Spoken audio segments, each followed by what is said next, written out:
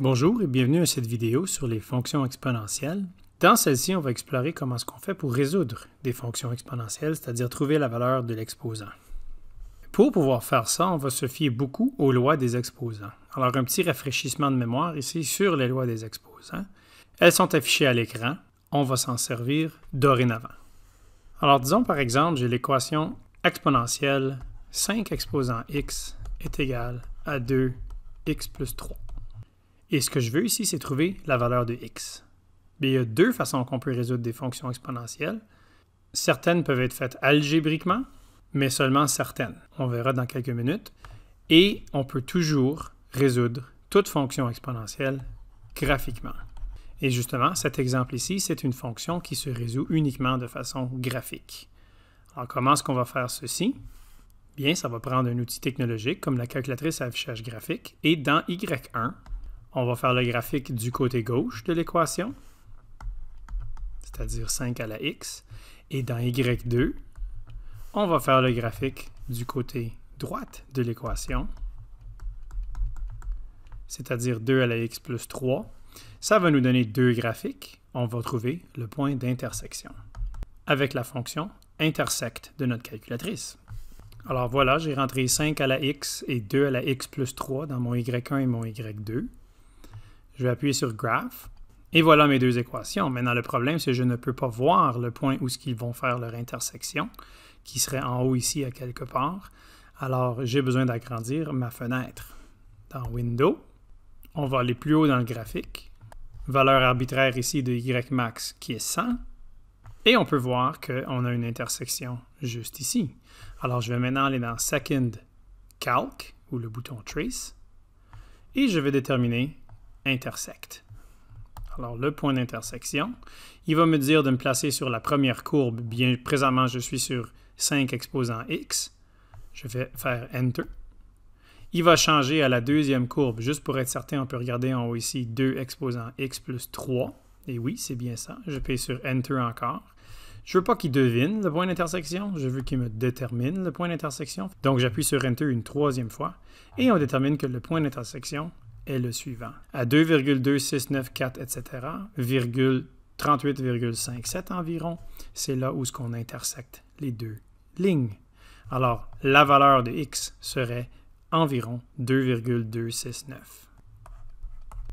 Évidemment, une valeur arrondie. Mais qu'est-ce qu'on fait quand on n'a pas un outil graphique? Ou qu'est-ce qu'on fait quand on a une fonction qui doit être résoute de façon algébrique?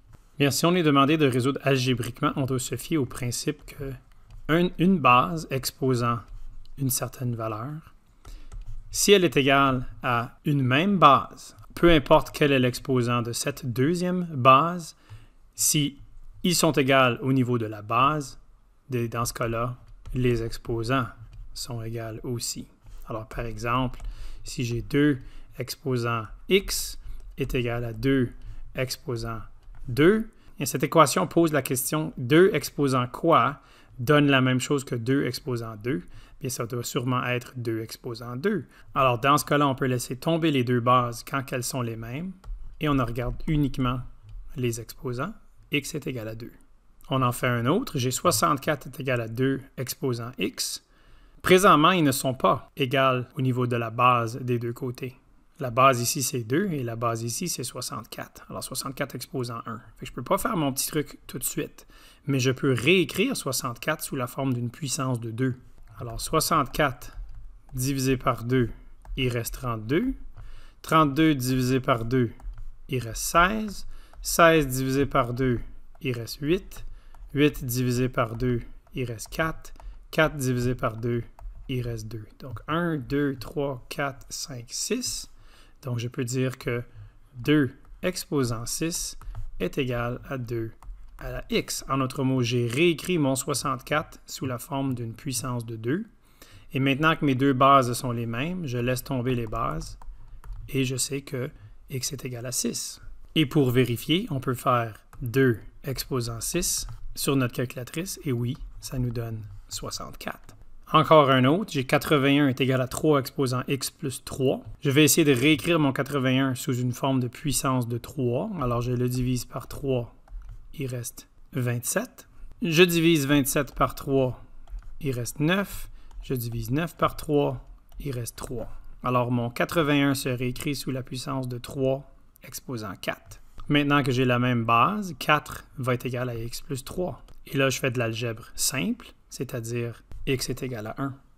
Les exemples peuvent devenir assez complexes et c'est là où on doit se fier à nos lois des exposants. J'ai ici la racine cubique de 8 exposant 5 qui est égale à 2 à la x. Bien, je sais que je peux réécrire 8 sous une puissance de 2. C'est 2 à la 3. Alors, je peux réécrire racine cubique de 2 exposant 3. Mais il ne faut pas que j'oublie que tout ceci, c'était déjà exposant 5. Le 5 était déjà là. Tout ce que j'ai fait, c'est que j'ai réécrit le 8 sous forme de 2 exposant 3. Le 5 est encore là. Tout ça égale à 2x. Et là, je fais quoi? Et là, je me réfère à mes lois des exposants. Et il y en a une qui dit que quand j'ai racine à la m de a à la n, ça se réécrit sous la forme a exposant n sur m. Alors, je peux réécrire ceci sous la forme 2 exposant 3 fois 5 sur 3 égale 2 à la x. J'ai maintenant la capacité de laisser tomber les bases. Le 3 et le 3 s'annulent, ça devient 1. Donc, j'ai juste 2 à la 5. Donc, 5 est égal à x. Si on retourne à notre exemple de tantôt, j'ai 5 exposant x est égal à 2 exposant x plus 3. Il m'est impossible de réécrire le 5 ou le 2 sous une puissance pareille, c'est-à-dire je ne peux pas transformer mon 5 pour devenir une puissance de 2 ou je ne peux pas transformer mon 2 pour former une puissance de 5. Donc, dans des circonstances comme ceci, la seule et unique façon qu'on peut résoudre, c'est graphiquement. Exemple 1, résout algébriquement. Alors, la question t'oblige de le faire algébriquement. Tu peux toujours vérifier graphiquement, mais on doit le faire algébriquement ici, chacun des exemples. Alors, essaye-les, appuie sur pause. Et maintenant, les solutions. Et voilà, si tu as eu x égale 8 pour A, x égale négatif 1/2 pour B et x égale moins 1 pour C, bravo. J'ai réécrit mes deux ici sous une puissance de 2. Donc, je laisse tomber les deux. J'ai 7 est égal à x moins 1, donc x est égal à 8. En rouge, j'ai transformé mon 125 en une puissance de 5. 5 à la 3 donne 125. Donc, j'ai la racine carrée de 5 à la 3 maintenant. Je n'ai rien fait de l'autre côté. Ici, je vais réécrire ma racine carrée sous la forme d'un exposant. Donc, c'est 5 à la 3 exposant 1/2. Je vais combiner mon 3 et mon 1/2. Donc, ça, c'est une autre loi des exposants ici. Si j'ai 5 à la n, toute l'affaire exposant m, ça se réécrit sous la forme de 5 à la n fois m. Donc, c'est ce que j'ai fait. J'ai multiplié le 3 fois la demi. Et donc, maintenant, j'ai des 5 comme base pour les deux. Je les laisse tomber. Je fais mon algèbre, j'obtiens x égale moins 1/2. Ici, même principe, j'ai réécrit mon 9 sous une puissance de 3, c'est 3 à la 2. Je distribue le 2 hors de la parenthèse selon cette loi des exposants. Ça me donne ceci. Je laisse maintenant tomber les bases parce qu'elles sont les mêmes. Je fais mon algèbre simple, j'obtiens x est égal à moins 1. D, E et F, essaie-toi de nouveau, appuie sur pause, et maintenant la solution. Et voilà, si tu as eu négatif 3/2 pour D et 1 pour E, bravo. Ici, je démontre, il est impossible de réécrire 508 sous une puissance de 2 ou 2 sous une puissance de 508. Donc, dans cette circonstance, on a uniquement l'option de le faire graphiquement et j'ai trouvé 3,9886847 environ pour la valeur de x. Exemple 2. Imagine que tu trouves un UR magique. Un UR, c'est le terme français pour le loonie, le dollar canadien. Chaque jour, cette pièce de monnaie double en quantité. Le premier jour, il n'y en a qu'une seule. Le deuxième jour, il y en a 2. Le troisième jour, il y en a 4. Le quatrième jour, il y en a 8, etc. On peut modéliser cette régularité par la fonction exponentielle y égale a fois 2 à la x moins 1, où x est le nombre de jours, a est la valeur de la pièce de monnaie et y représente la valeur en argent. Quelle fonction exponentielle représenterait l'appréciation d'une telle pièce de monnaie magique? Et b, si la pièce de monnaie magique était un 5 sous, en combien de jours deviendrais-tu millionnaire? À toi de l'essayer, appuie sur pause, et maintenant la solution. Et voilà. Quelle fonction exponentielle représenterait l'appréciation d'une telle pièce de monnaie? Bien, la valeur de la pièce de monnaie est représentée par le A. La pièce de monnaie a une valeur de 1 $, c'est le dollar canadien, donc je remplace A avec 1. Je peux le laisser tomber, parce que 1 fois, peu importe, ça ne change rien. Donc, j'obtiens cette très simple fonction exponentielle. Pour B, Si la pièce de monnaie magique était un 5 sous, donc j'ai fait la même chose, j'ai remplacé pour le 5 sous. On veut avoir 1 million de dollars, donc j'ai remplacé la valeur de Y avec 1 million. Maintenant, remarquez ici, je ne peux pas multiplier le 0,05 par le 2. Très important de remarquer que cette multiplication n'est pas possible à cause de l'exposant. N'oubliez pas PEDMAS. Parenthèse exposant, division, multiplication, addition et soustraction. L'exposant doit être fait avant la multiplication. Donc, on doit être capable de déterminer cette valeur avant de les multiplier ensemble. Mais vu qu'on ne connaît pas x, on ne peut pas faire le calcul de l'exposant.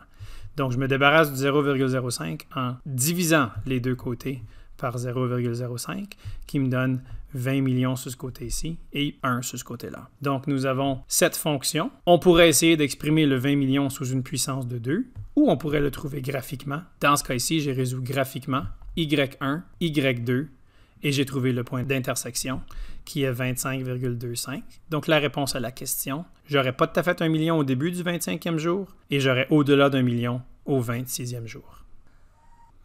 Donc, ceci termine notre petite vidéo sur la résolution des équations exponentielles. Tu peux maintenant te pratiquer avec les exercices à la page 362. Bonne fin de journée!